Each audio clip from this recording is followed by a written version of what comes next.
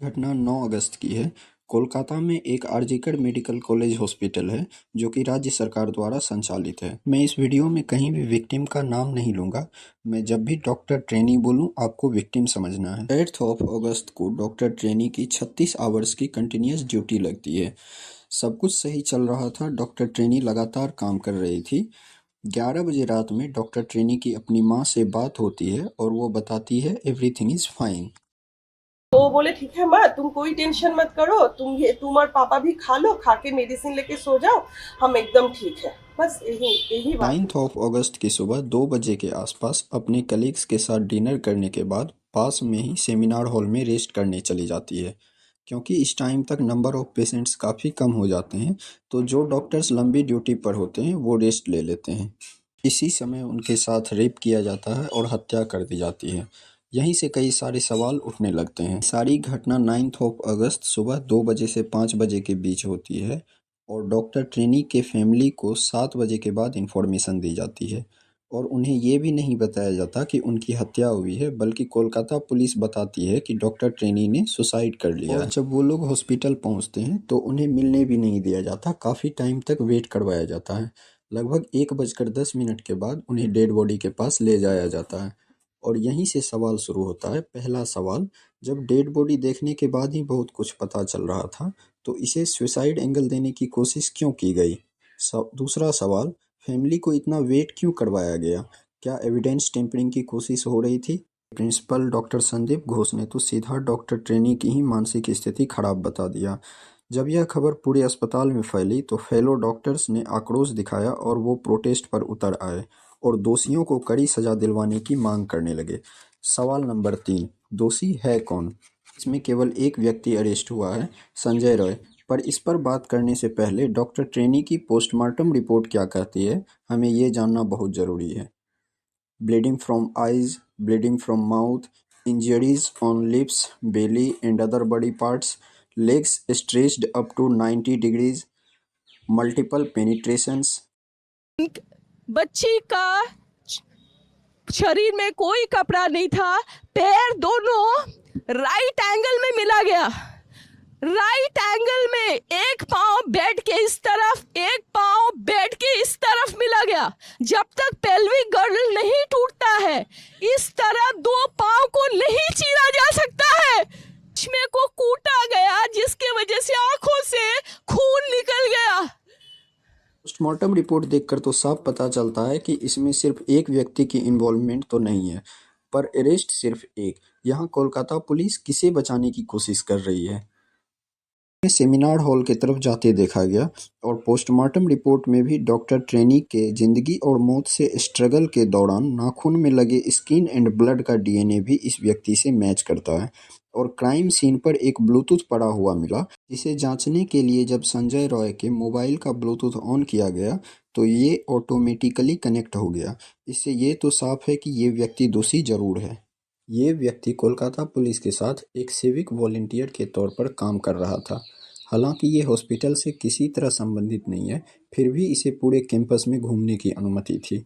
इसके ऊपर पहले भी इसकी 4 पत्नियों के साथ डोमेस्टिक वायलेंस के आरोप लगते रहे हैं। यह व्यक्ति पूरी तरह से एक वोमेनाइजर है। इसके मोबाइल से काफ़ी सारी पोर्नोग्राफिक कंटेंट भी मिला है।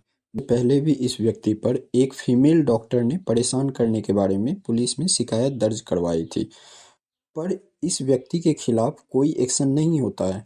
शायद पुलिस ऐसे ही किसी इंसिडेंट का वेट कर रही थी। सोचने वाली बात तो यह है कि ऐसा बैकग्राउंड का एक आदमी आदमी भी नहीं बोलना चाहिए इसे, इतनी घटिया बैकग्राउंड का एक जानवर पुलिस के साथ काम करता है। कोलकाता पुलिस के किसी पोस्ट पर किसी व्यक्ति को अपॉइंट करने से पहले उसकी बैकग्राउंड चेक नहीं की जाती है क्या? 9 अगस्त को भी संजय राय घटना को अंजाम देने के बाद भागता नहीं है, बल्कि पुलिस बैरक में ही जाकर सो जाता है। शायद ये कोलकाता पुलिस पर उसके फेथ को दिखाता है। हालांकि संजय रॉय अब भी कस्टडी में है और अब जब लोग कोलकाता पुलिस से सवाल कर रहे हैं तो ये ट्विटर हैंडल्स को नोटिस भेज रहे हैं। प्रिंसिपल डॉक्टर संदीप घोष का भी ट्रैक रिकॉर्ड बहुत खास ही है। इसका टीएमसी से काफ़ी गहरा रिश्ता रहा है। ये व्यक्ति पहले तो डॉक्टर ट्रेनी को ही दोषी बता देते हैं। इनके अनुसार डॉक्टर ट्रेनी की मानसिक स्थिति ठीक नहीं थी और वो उस समय अकेली वहाँ गई ही क्यों थी। डॉक्टर्स के प्रोटेस्ट एंड इन पर प्रेशर के कारण इन्होंने आरजी कर से रिजाइन कर दिया और वेस्ट बंगाल सरकार 8 घंटे के अंदर इन्हें कलकत्ता नेशनल मेडिकल कॉलेज का प्रिंसिपल बना देती है। Thanks to the students of CNMC जिन्होंने संदीप घोष को ज्वाइन ही नहीं करने दिया। 13 अगस्त को इस पर कलकत्ता हाई कोर्ट को वेस्ट बंगाल सरकार से सवाल करना पड़ा कि ऐसे व्यक्ति को आपने तुरंत प्रिंसिपल कैसे बना दिया। कोर्ट ने डॉक्टर संदीप घोष को एक लंबी छुट्टी पर भेजने का ऑर्डर दिया। कोलकाता पुलिस, जिसे ये सब रोकना चाहिए था, उसके सामने सब कुछ हो रहा था और इन्हें कुछ पता ही नहीं चल रहा। किसी भी क्राइम के बाद आमतौर पर क्राइम सीन को पूरी तरह से सील कर दिया जाता है और वहाँ ना ही तो किसी को जाने की परमिशन होती है और ना ही कुछ भी छूने की। पर यहाँ क्राइम के कुछ ही समय बाद रिकंस्ट्रक्शन का काम शुरू हो जाता है और वो भी पुलिस के प्रेजेंस में, जो एक और बार इस ओर इशारा करता है कि एविडेंस के साथ छेड़छाड़ हो रही है। समय के साथ साथ प्रोटेस्ट भी बढ़ता ही जा रहा था, जो कि धीरे धीरे पूरे देश भर में फैल गया। इस केस की जांच करने के लिए पश्चिम बंगाल सरकार की तरफ से ऐसे अधिकारी को नियुक्त किया जाता है जिस पर साल 2013 के कामधुनी केस को बिगाड़ने और अपराधियों को बचाने का आरोप है। of Police was the Inspector General of the CID when Kamduni murder took place. It is due to his blotching up of the entire case that today Kamduni has failed. I was a 15 अगस्त को जब पूरा देश आज़ादी का जश्न मनाने वाला था, उससे पहले रात 12:40 पर प्रोटेस्टिंग डॉक्टर्स पर ट्रक भरकर आए कुछ गुंडे अटैक करते हैं और हॉस्पिटल में भी तोड़फोड़ करते हैं। डॉक्टर्स को जान बचाने के लिए इधर उधर भागना पड़ता है। ये लोग सीसीटीवी डिस्ट्रॉय करते हैं, सेमिनार हॉल के पास भी तोड़फोड़ करते हैं। हम लोग आरजीकर के डॉक्टर्स हैं और हम लोग एक जो भी आरजीकर में जो घटना हुआ है उसके लिए प्रोटेस्ट कर रहे थे कुछ दिनों से।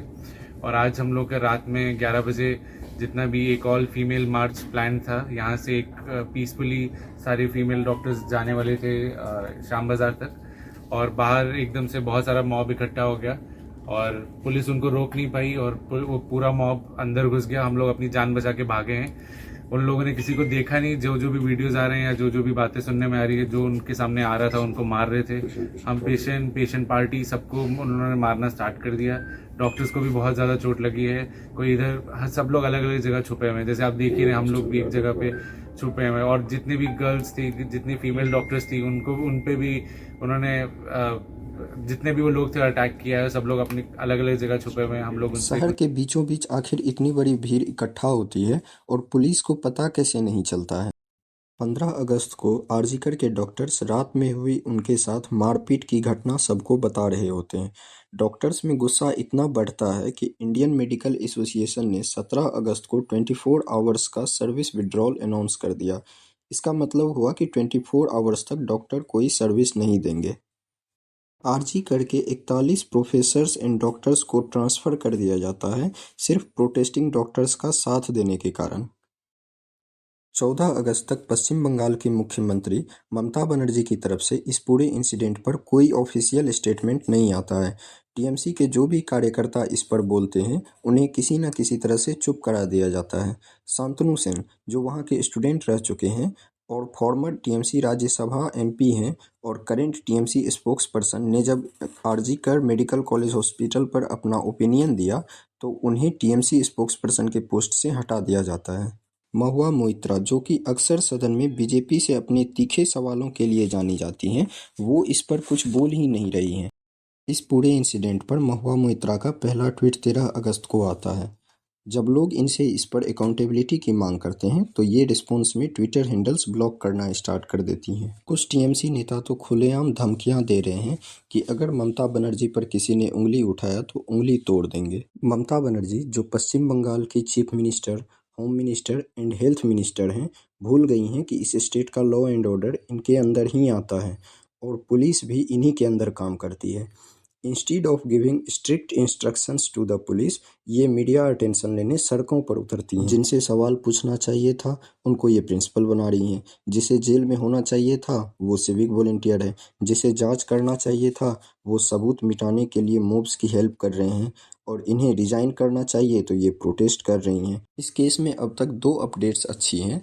पहली कि ये केस अब सीबीआई जांच करेगी और दूसरी, इसकी सुनवाई अब सुप्रीम कोर्ट में खुद सीजेआई डीवाई चंद्रचूड़ करेंगे।